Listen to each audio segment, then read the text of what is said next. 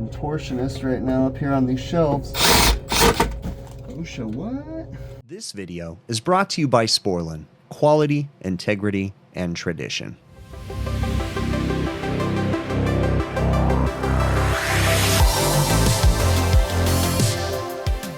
Well, today we've got an emergency service call. It's Friday, March 21st, 9:32 p.m. Walk-in freezer not working. So stuff is still frozen, but the stuff on the top shelves is kind of thawing.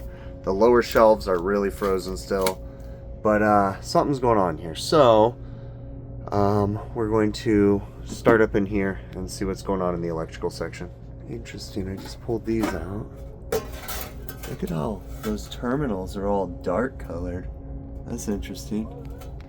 Oh, okay, let me get up in here and find out where the power is coming in, see if we've got power. Over here, on this side, we've got the QRC controller, the quick response controller, and there's no display on it. So I'm thinking it's gonna be a power issue of some sort. Now, according to the schematic right here, power comes in on H2 and J as in James. H2 and James. So this is H2 and this is J as in James way up here. And we have 209 volts coming into this coil right now. 209 volts. So now what we need to do is go over to the low voltage side and see if we've got 24 volts over there, because we have a transformer back here. So let me hop over to the low voltage side. All right, so I have to set the meter down there, and we're going to test right here. I already pulled this one off to here, and we do not have 24 volts coming to this board. There's no voltage. So I can go ahead and put this back on.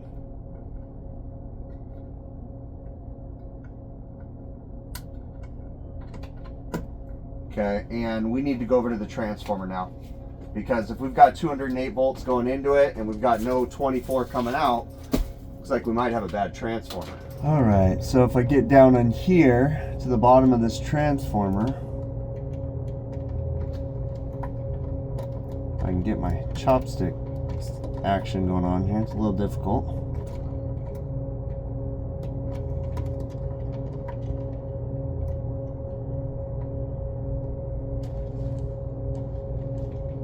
I've got no voltage on that guy.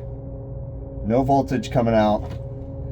And we've got 208 volts coming in. I just want to confirm, yeah, this red is going over to J, and that black is going over to, I think, H2. So yeah, let's pull that transformer out. I'm gonna go get power shut down, and we're gonna pull that transformer out and verify that we've lost resistance across the windings, make sure it's bad. Okay, we want to confirm that we're dead. So we're gonna go right here, and we're gonna go to right here. Confirm we've got no voltage on the meter. So we're safe to get back in here.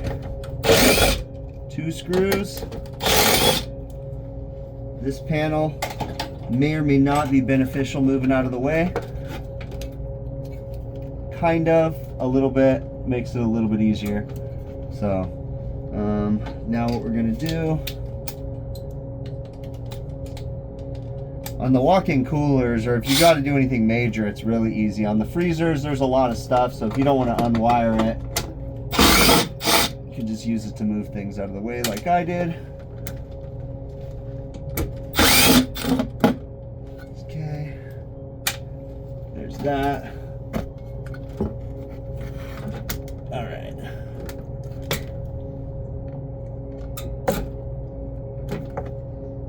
Those are high voltage, those are low voltage.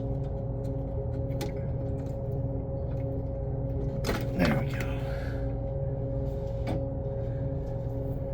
Let's go ahead and test the 24 volt side of this bad boy.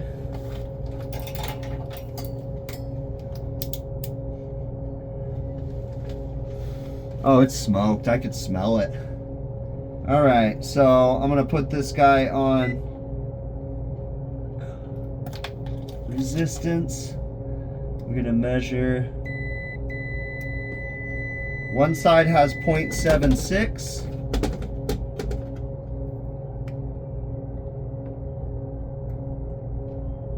The high voltage side is open. No resistance. So it's got, smells burnt too, so she's done. Run out to the truck. I think I got one in the truck, so let's run out there. My van's kind of a mess right now. Let's see, I got the contractor kit. Let me see what we got here. Which one is this? This is a, yep, Heatcraft 24 volts, 208, 240. This is the transformer right here. This is the Heatcraft one. Run out to the, let's go put it in there and see what happens. All right. High voltage is coming up to the top.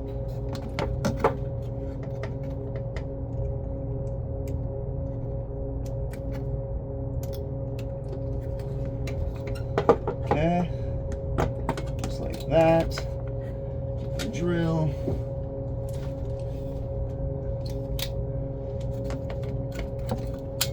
I seem to have lost my long shank 5/16. So that's a bit frustrating. So I've got a giant extension on my drill because I couldn't find it. Do you love it when you lose stuff?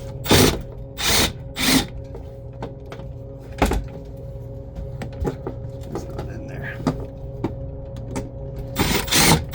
There we go. Like a contortionist right now up here on these shelves. OSHA, what? Alright, there's that. I'm hooking up the low voltage.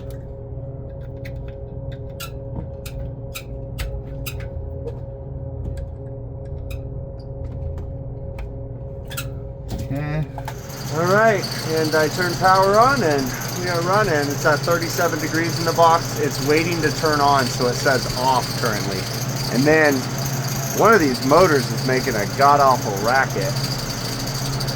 It's one of these two. I have to dig into that. So this may or may not be part of the problem. I don't know, but we've got a broken motor bracket up here. Actually, yeah, just that one up there. So that's what the noise is likely from. It's sitting there vibrating. So, all right, well, I don't know if it's better to have it on the top or the bottom. I mean, I guess in theory, with the direction the motor's blowing, I think on the bottom would be better. I would think. Because it's scooping the air and drawing it through. So in theory, it should be pulling it up. I don't know if my logic is correct on that. And, yeah, I don't know. I don't know if it would be better or not. Well, anyways, I think we're going to be fine. I'm going to put the bracket back on, everything put back together. I think they'll just have to deal with the noise for the weekend, and we'll have to get a new bracket. More than likely is what I'm going to attempt to do. Okay, it's all back together. It kind of stopped squeaking for now. System's turned back on. It says off, and it says 35 degrees. I don't know how good that's coming through on the camera because it's kind of weird for the camera. It's currently in a delay. So here in just a few minutes, it should kick on. Now let's talk about this. This is a Heatcraft QRC, Quick Response Controller. This is a legacy controller now. They have a new iteration, a new control setup, and it's called the Intelligence system. But this is a pretty decent system. I mean, I've had good lucks with the QRC. Very similar components and stuff to the Intelligence. Intelligence just a little bit easier and has more customizability basically. And you know, I mean, I wouldn't even say it's more customizable. I guess in a way, it's just more user-friendly with Intelligent. You have a bigger display and stuff. So as soon as this clicks on, we're going to pop up on the roof, have a look at the condenser, let it come down in temp a little bit, and then I want to throw the unit into defrost. I mean, in theory, defrost shouldn't do anything to the transformer, but I still just want to see the system cycle through its operations before I take off. we'll definitely be coming back with some fan brackets too. Came up onto the roof to the condensing unit. We're still in our delay, so it'll cycle on here in a minute. Nothing too crazy looking up here. Looks like it's from around 2018. I've done a lot of these, so I vaguely remember installing some of this stuff. So it's just a standard condensing unit. Has a current sensing relay essentially here, that when the compressor contactor pulls in, this right here senses the current of the compressor running, closes a switch, sends power to this liquid injection, essentially solenoid valve. So this only opens when the compressor is running. There's a fixed orifice capillary tube type metering device inside of this little cylinder, and then it injects into the compressor basically to help cool it off. And you run into those issues on these low temp boxes. But anyways, nothing too crazy. It's got some newer condenser fan motors in there. We did not too long ago. So yeah, we're just waiting for this guy to kick on. While we're waiting, let's walk around and look at the other equipment. This AC, we've already got a new unit ordered for it. This is an older R22 from 2002, I think, is the serial number. 5601, it's 2001. So yeah, this is an older package unit here. So we're gonna be replacing that. We're going back with another Lennox. This is an odd situation though, because we've got brand new ice machines that we just installed about a month ago too. See, the clearance is ridiculous right here. Like, they really didn't think this one through. But we're gonna go back with another Lennox 15 ton, so same thing, should fit in there fine. But yeah, we just installed both of these ice machines a month and a half ago or something like that. So we need to get some blocks under there actually, just now that I think about it. But anyways, that's a whole nother thing. We got plenty of time. So but yeah, we're just waiting for that guy over there. We got some exhaust fan issues up here too. Got grease leaking out the fans. Funky disconnect situation. All right, let's go over here. How's this condenser look? Looks a little dirty. Could be not filthy. They've got a maintenance supposedly coming up next month where they want us to go through and clean all this equipment and stuff, get it all up into shape. All right, well, let's go downstairs. I don't know what's taking so long here. Funny how that works. For whatever reason, it went into defrost. But I can use this opportunity just to check to see the defrost relay is working. So I'm not worried about it being iced up. I was just more or less worried about there being a short or something. I wouldn't think it would affect the transformer, but who knows. Anyway, so we know the defrost works. Should be able to click, is it clear test? Yeah, clear test, and then it goes into drain mode. So give it a minute and we should fire everything back up. Okay, came up top, we're back on, we're running. Condenser fan motors.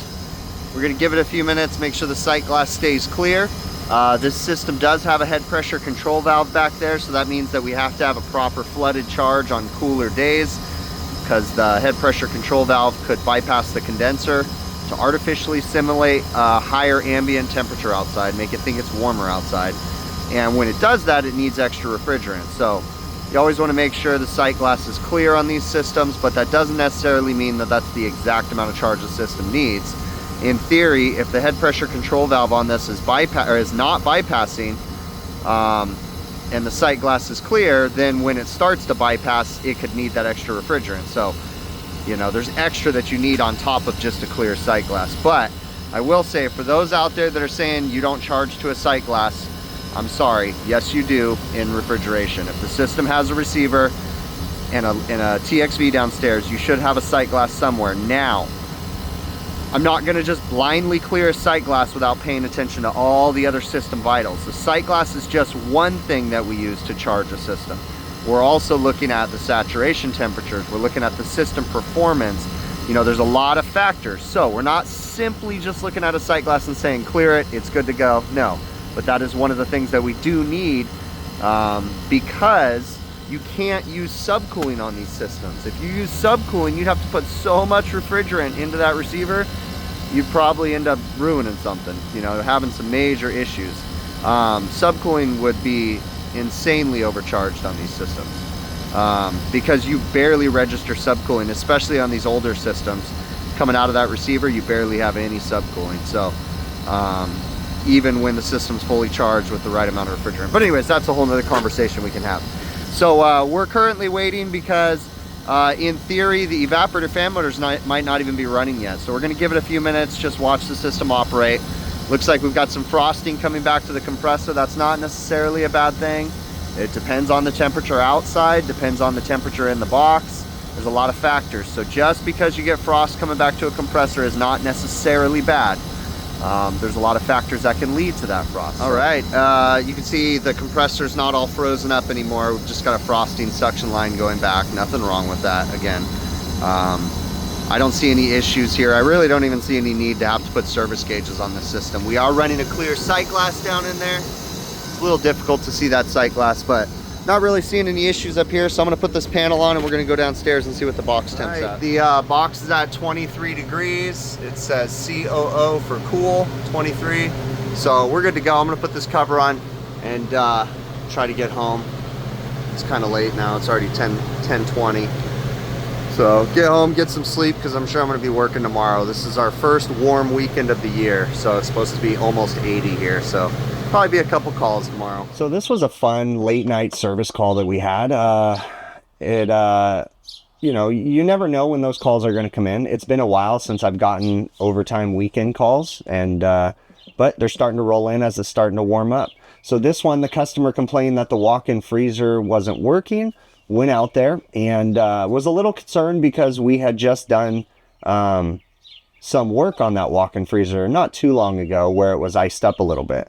And I think what had happened was that ice was built up all around that transformer, and I think the damage had already been done, and it just, you know, was already there basically, right? So it worked for a good while after we defrosted it and had changed those motors up on the roof, but obviously the damage, like I said, was already done. You know, moisture intrusion can happen on those things, and really what happens is when the customer isn't catching problems as often as maybe they should, you know, for various reasons, you know, that ice gets to build up. If you know, we were in the restaurant on a routine basis, we would be checking for ice inside the freezer and potentially could have caught that before the ice, you know, developed as much as it did. But regardless, wasn't really anybody's fault. It's natural. You know, we always warn the customer when they're iced up that bad. And again, it wasn't iced up in this video, but it had been previously, like a week or so, 2 weeks before, had been iced up in that freezer. And I think that what had happened was when that happened, because I remember the technicians telling me that there was ice all around that side over there, it probably had kind of partially damaged that transformer. And it is what it is, right? Luckily, I carry those in my van, but I was able to go out there. Again, it was a Friday night, was able to work my way through the problem, change the transformer, verified the operation of the system, was able to confirm everything was working on the roof, and all was well. It wasn't too difficult. But, you know, it's very important to keep your cool in these situations. Don't overthink them, you know, remember to slow down. Like I mentioned, you know, recently in a video too, is sometimes you have to slow down to speed up, right? You can be more efficient if you stop, think about it, and attack the problem in a calculated way, right? So in this situation, you know, I didn't let my head go crazy trying to figure this out on the way there. You know, I thought, oh, it's kind of a bummer. We were just there like a week or two ago, but, you know, let's get there and let's see what's going on, you know? And then once I got there and realized we didn't have power, just able to work our way through the problem, right? So this customer too, I will say, you know, they constantly leave that door open. So that's why they have the ice up problems. We have to tell them all the time because there's bungees usually tied around the door handle or plastic wrap and stuff. And we have to tell them, stop that, stop propping the door open, let the door shut. You know, it's annoying to some of the kitchen staff that the door is shut on their own every time they open it. Well, they shut on their own for a reason because they need to, you know. So it is what it is. I don't get upset with the customer because, you know, you have to kind of put yourself in the mindset of these kitchen staff, you know. They're overworked, underpaid sometimes, not always, but sometimes, and they're expected to do a lot of things. And, you know, it doesn't necessarily make sense to them as to why they can't prop a door open, because they're not refrigeration mechanics. So while I'm not justifying them propping the door open, like, I can kind of understand why they do it. And then we have to try to coach management to let them know that, like, hey, this is a really big deal. You know, in a perfect world, you should really, really be on your kitchen staff about this, because they spent a lot of money to have me come out and change that transformer on overtime rates, you know, and in theory that could have been prevented had they been shutting the doors on a regular basis and not propping them open, which then led to the freeze up situation that we had a couple weeks before. So, you know, but again, I can only do so much, and I try not to let these calls get to me. You know, take one to the chin and move on, right? I mean, move along with the punches. I'm thankful that they're calling me and they're not calling someone else. You know, that's the way to think about it. So I really appreciate you making it to the end of the video. Thank you so very much for watching. If you're interested in supporting the channel, you know, the easiest way to support this channel is literally just watch these videos from beginning to end. That really is the easiest way. You can also support it via PayPal, Patreon, or YouTube channel memberships. There's going to be links in the show notes of this video with the ways to do those, okay? So feel free to check those out if you want. You know, you can also support the channel by going to my website, hvacrvideos.com, where we have merchandise available, hats, beanies. We still have some t-shirts and some sweatshirts, stickers. Just check it out, hvacrvideos.com. If you haven't already, please consider subscribing to the channel. And last but not least, go check out TrueTechTools.com. TrueTechTools.com has an affiliate program set up with me. I get a good majority of my test instruments and tools from them. You know, what tools they have, when they have them available. You know, they have a great selection, veto bags and stuff like that. So if you're interested, go check out TrueTechTools.com. If you find something you like, put it in your cart, and at checkout, you can use my affiliate code BIGPICTURE, one word, and you'll get a nice discount at checkout on majority of the items, and then I get a small commission from that. So that's another great way to help support the channel if you're interested in doing so. Again, thank you so very much. I really do appreciate you, and we will catch you on the next one.